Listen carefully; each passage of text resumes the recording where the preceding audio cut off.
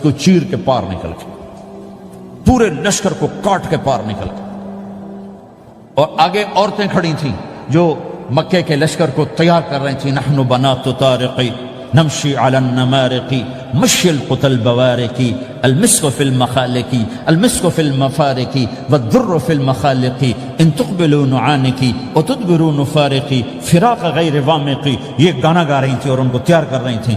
تو جب ابو دجانہ کی تلوار نظر آئی تو سب بھاگی.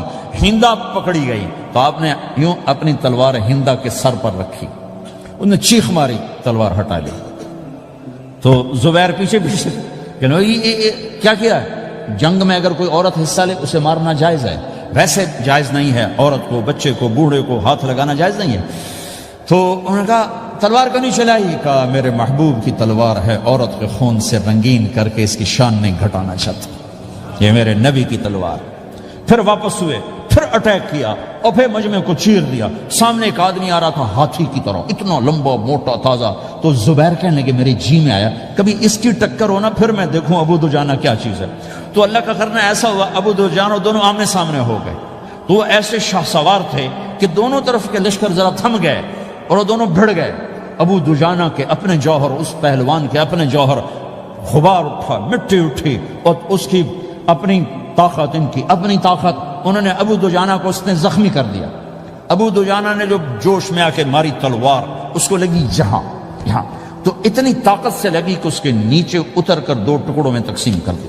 یوں ماری تو ایک حصہ ادھر، ایک حصہ. پھر یوں دیکھا اور اپنے چہرے سے لوہے کی ٹوپی اتاری. اما ترا انا ابو دجانہ، کیا دیکھ رہے ہو؟ میں ہوں ابو دجانہ. تلوار صحیح لی ہے میں نے، غلط نہیں لی. یہ ابو دجانہ ہیں.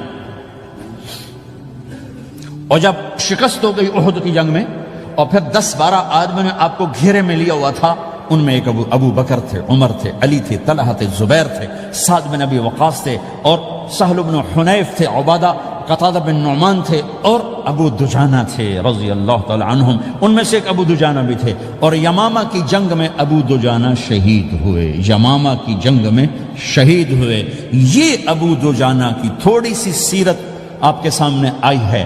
اس کے بعد اب آپ ان کے قول کو سنو تاکہ اس کا وزن آپ کے سامنے آئے. یہ بدر کے شریک ہیں. اللہ کے نبی نے کہا بدر کا صحابی جو مرضی کرے بخشا گیا. یہ صلح حدیبیہ کے شریک ہیں. اللہ نے قرآن میں کہا لقد رضی اللہ، میں ان سے راضی ہو گیا. یہ صحابی ہیں. اللہ نے کہا کلا وعد اللہ الحسنی، اے میرا نبی تیرے ہر صحابی کے لیے جنت کا وعدہ ہے.